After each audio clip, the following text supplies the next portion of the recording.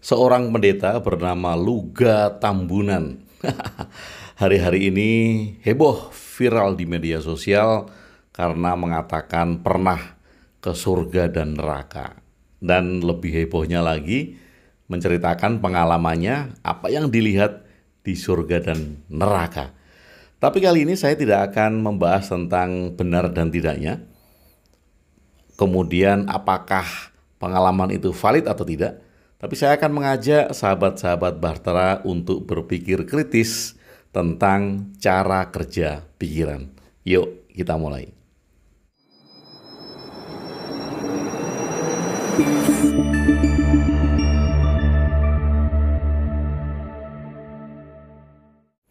Sahabat Bahtera, sebelum saya lanjutkan, saya tampilkan headline news ini ya, dari insertlife.com. Nah, judulnya adalah selain ngaku lihat nabi di neraka, pendeta Luga sebut malaikat ngepel di surga. Lah ini cuplikannya ya dari Insert Life. Saya bacakan sedikit. Mungkin Anda yang belum baca ya. Jakarta Insert Life. Pendeta Luga Tambunan menjadi viral usai mengaku melihat Nabi Muhammad SAW di alam neraka. Hal itu ia ungkap saat berdiskusi secara daring dengan beberapa orang dari agama Islam dan Kristen. Awalnya, Pendeta Luga mengungkap bahwa dirinya pernah menginjakkan kaki di surga. Wah, keren. Pernyataan itu membuat seorang pria bernama Lukas menanyakan tentang keberadaan Nabi Muhammad di dalam surga. Mau tanya, Pak? Tadi Bapak bilang melihat surga kan? Mau tanya soal Nabi. Ada nggak lihat Nabi Muhammad di surga, Pak? Tanya Lukas dalam video yang diunggah YouTube Hijrah Total. Oh, ini mungkin nama channelnya ya, saya belum lihat YouTube Hijrah Total. Pendeta Luga kemudian memberikan jawaban yang mencengangkan. Pendeta Luga menyebut Nabi tidak ada di surga karena menurut kesaksian sang teman melihat Nabi berada di neraka. Ini kata Luga Tambunan, teman saya sudah melihat Muhammad di neraka. Jawab Pendeta Luga Tambunan. Oh, jadi yang melihat temannya ya tadi. Teman saya sudah melihat Muhammad di neraka. Oh, jadi Pendeta Luga ini menceritakan temannya sudah melihat itu. Menarik, ini menjadi polemik ya. Pengakuan seorang pendeta yang mengaku pernah ke surga dan pernah ke neraka, kemudian melihat pengalaman-pengalaman peristiwa-peristiwa yang ada di sana dan juga yang dilihat. Jadi dia juga melihat bahwa malaikat itu menjadi pelayan, tukang pel. Jadi pokoknya menjadi pelayan lah di surga. Sahabat Bahtera, bagi saya menarik. Polemik seperti ini akan berkepanjangan. Sekali lagi akan berkepanjangan bila kita tidak meneliti jauh atau kita tidak berpikir kritis tentang cara kerja pikiran kita sendiri. Dan kadang ketika kita tidak menelaah, tidak mempelajari atau ya paling tidak kita tahu sedikit tentang cara kerja pikiran, maka kita kadang menganggap apa yang kita lihat, apa yang kita saksikan, apa yang kita alami di alam yang kita sebut entah itu alam mimpi, entah itu alam meditasi, entah itu alam pencerahan, itu adalah sebuah kenyataan. Hal-hal yang dilihat itu adalah kenyataan. Ketemu dengan Nabi ini, berkunjung ke surga, berkunjung ke neraka, masuk ke dimensi keberapa, atau bahkan ketemu Tuhan itu sendiri, itu dianggap sebagai sebuah pengalaman. Nah, menarik bagi saya mengutip apa yang pernah dikatakan oleh Buddha. Jadi mungkin ini juga bukan perkataan Buddha secara langsung, tetapi di dalam literatur-literatur yang menceritakan tentang Buddha, Buddha pernah mengatakan jika di dalam meditasimu, nah di dalam meditasimu yaitu orang tutup mata, kemudian sedang berasik masuk dengan dirinya, di dalam meditasimu ketika kamu menemukan aku, ketika kamu bertemu dengan aku, bunuhlah. Ini menarik loh. Di dalam meditasimu ketika kamu bertemu dengan aku, maka bunuhlah. Loh, iya kan? Bagaimana bisa coba? Orang bermeditasi atau orang berjalan ke dalam dirinya dengan tutup mata, bahasanya mungkin meditasi, mungkin semedi, mungkin apapun juga. Kemudian dia bertemu dengan idolanya, dengan nabinya, dengan walinya, dengan syekhnya, dengan guru goibnya. Nah, Buddha mengatakan bunuhlah. Mengapa? Karena Buddha ingin memberi pelajaran bahwa semua hal yang kita lihat di alam meditasi adalah maya, bayangan. Jadi yang kita temui adalah bayangan-bayangan kita. Maka Buddha mengatakan bunuhlah. Kamu bertemu denganku di alam meditasi, bunuhlah. Karena itu bukan kenyataan, itu adalah maya, itu adalah bayangan. Nah, ini menarik, mari kita bandingkan dengan pengalaman-pengalaman ketika orang dengan sangat yakinnya mengatakan, saya pernah ke surga, saya pernah ke neraka. Atau saya pernah bertemu dengan wali ini, saya pernah bertemu dengan nabi ini, saya pernah bertemu dengan guru goib, syekh dan segala macam. Bandingkan dengan itu. Berani nggak kita membunuh bayangan-bayangan kita yang memang diciptakan oleh pikiran? Karena pikiran menciptakan 1000 macam hologram ketika kita tutup mata. Tutup mata, apalagi di tempat yang sunyi, yang sepi, nggak ada apa-apa. Yang terjadi apa? Yang terjadi adalah bayangan kita akan menguat. Sama dengan mimpi. Ketika kita mengalami mimpi, kita menguatkan bayangan-bayangan kita sendiri yang mungkin saja itu menjadi obsesi kita, mungkin saja itu menjadi memori-memori di bawah sadar kita yang ingin keluar.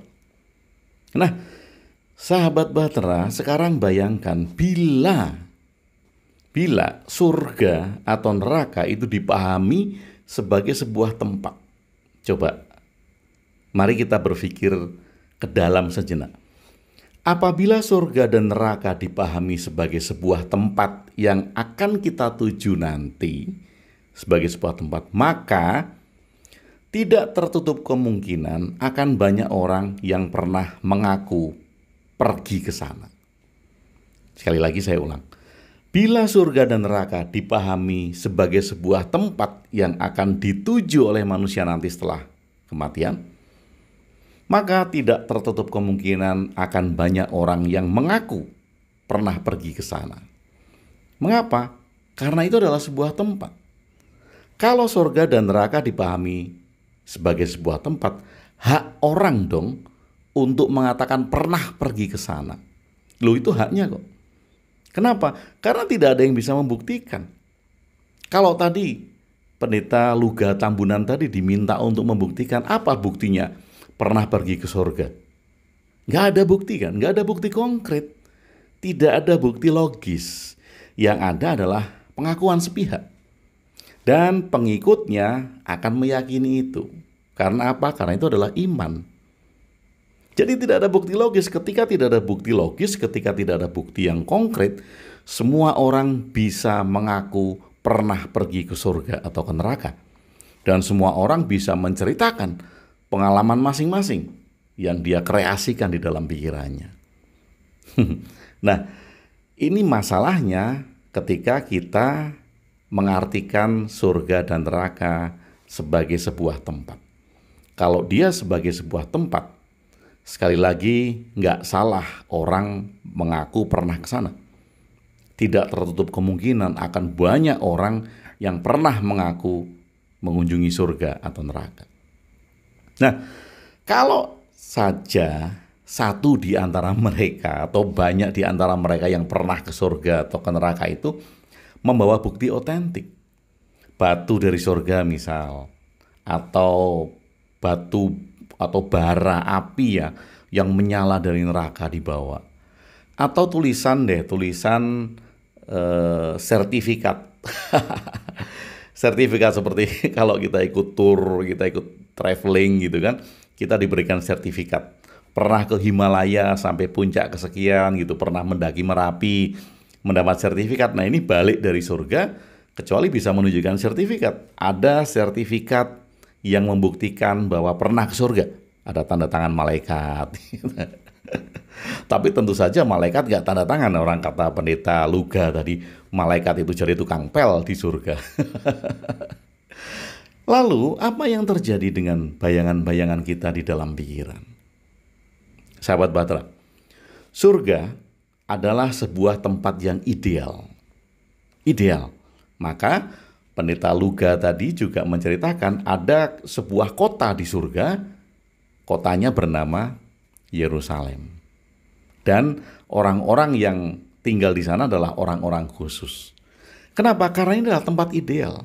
Surga merupakan tempat ideal. Sedangkan neraka adalah merupakan tempat yang tidak ideal. Merupakan tempat salah, tempat hukuman. Surga merupakan tempat benar, tempat orang mendapat hadiah. Nah, karena proyeksi kita, pada saat kita hidup di dunia, ada hal-hal yang tidak bisa kita capai. Pada saat kita hidup di dunia, ada hal-hal yang tidak ideal. Atau bahkan bukan tidak ideal. Kita seringkali berhadapan dengan hal-hal yang tidak ideal. Karena nggak ada yang ideal kan. Perfeksionis gitu, perfect, nggak ada. Ada nggak? Kita akan selalu dibenturkan oleh hal-hal yang tidak ideal. Nah ini paradoks.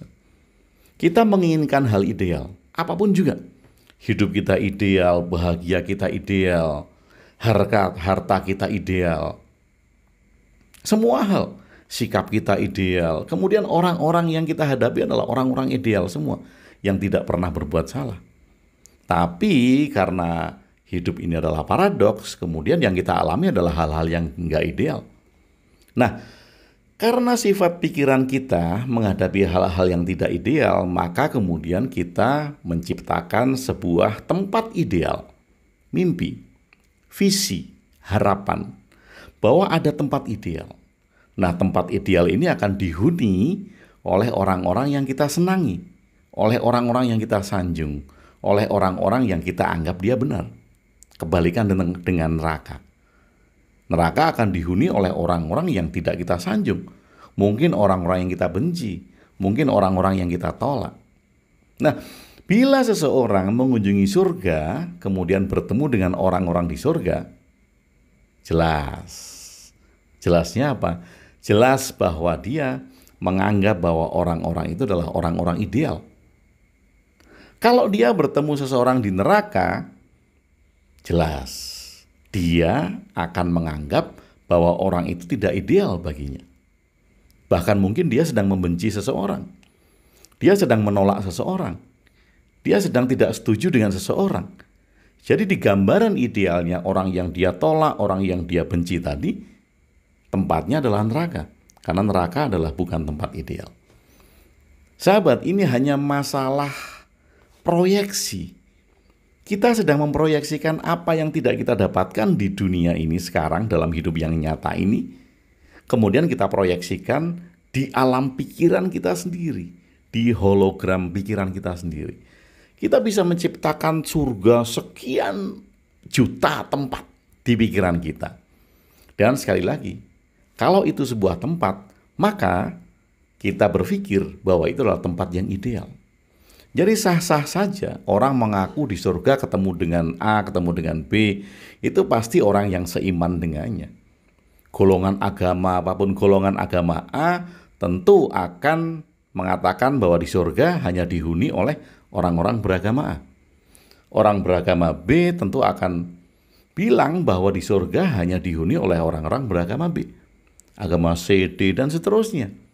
Dan ketika mereka menolak sesuatu di dunia, mereka membenci sesuatu di dunia, mereka tidak setuju dengan sesuatu di dunia saat ini, mereka akan memproyeksikan itu ketemu di neraka. Jadi ketika kita memahami cara kerja pikiran kita yang menciptakan gambar-gambar, proyeksi-proyeksi, hologram-hologram, yang ingin hal-hal yang ideal, maka ketika ada orang yang bercerita pernah ke surga, pernah ke neraka, kita akan tahu. Tahu apa? Tahu orang-orang yang disukai. Orang-orang yang disukai pasti ditempatkan di surga. Tahu orang-orang yang tidak disukai. Orang-orang yang sedang tidak disukai dalam kehidupan ini ada di neraka. Karena sekali lagi itu adalah penggambaran proyeksi pikiran kita sendiri. Nah, bagaimana bila, sekarang pertanyaannya, bagaimana bila surga dan neraka ini bukan sebuah tempat? Lalu apa? Mengapa ada cerita tentang surga dan neraka? Mengapa ada yang dinamakan surga dan neraka? Kita hidup butuh hope, butuh harapan, harapan-harapan baik. Untuk apa? Dalam video saya sebelumnya juga sudah pernah saya ceritakan. Tujuannya adalah bukan untuk mencapai tujuan itu sendiri, bukan untuk mencapai tujuan yang kita anggap sebagai tempat, tapi tujuannya adalah berbuat baik saat ini. Adanya surga dan neraka, hope itu, hope tentang surga dan neraka, tujuannya untuk apa? Tujuannya untuk hidup kita saat ini, agar kita berbuat baik. Kenapa? Karena ada hope. Ketika tidak berbuat baik akan masuk neraka. Ketika berbuat baik akan masuk surga. Jadi yang perlu kita perhatikan adalah perbuatan kita saat ini, bukan akan kemana kita nanti. Toh kalau kemudian kita sudah berbaik, sangka berbaik, action, berlaku yang baik, semuanya baik, toh apa yang dikatakan hope tentang surga juga akan didapatkan. Jadi sekali lagi, bila kita beranggapan bahwa surga dan neraka adalah sebuah tempat, maka sangat mungkin akan banyak orang yang mengaku pernah ke sana. Dan setiap orang yang mengaku pernah ke sana tidak akan pernah bisa membuktikan bukti-bukti logisnya, bukti-bukti konkretnya. Kemudian magic word yang dikatakan adalah, kamu nggak yakin sih. Kalau kamu yakin, kamu akan bisa melihat. Sekali lagi, apabila sesuatu itu ada, Anda nggak perlu yakin untuk melihatnya. Saya punya tempat kacamata. Anda tidak perlu meyakini bahwa ini ada. Ini saya pegang kok. Dan saya tidak perlu meminta Anda untuk meyakini ini ada. Karena apa? Karena ini ada. Hanya sesuatu yang tidak ada butuh keyakinan untuk melihatnya. Sekali lagi, hanya sesuatu yang tidak ada, kita butuh keyakinan untuk melihatnya. Sahabat Bahtera, mari kita berbuat baik. Mari kita membantu sesama, menebarkan kebaikan. Toh ada hope tentang surga. Jadi bila Anda memang sudah tidak mempermasalahkan adanya surga dan neraka, Anda juga berbuat baik. Karena apa? Karena berbuat baik menyenangkan, berbuat baik mengembangkan, berbuat baik membantu sesama menciptakan kedamaian di dalam hidup kita saat ini. Semoga bermanfaat dan semoga Anda tidak ribut tentang masalah surga dan neraka itu tempat atau tidak. Dan semoga Anda tidak ribut ketika ada orang yang mengaku pernah ke surga dan neraka, karena akan banyak orang yang mengaku seperti itu. Sekali lagi semoga bermanfaat. Terima kasih sudah bersama saya Kung Webi di Ruang Diri. Salam cinta dan bahagia.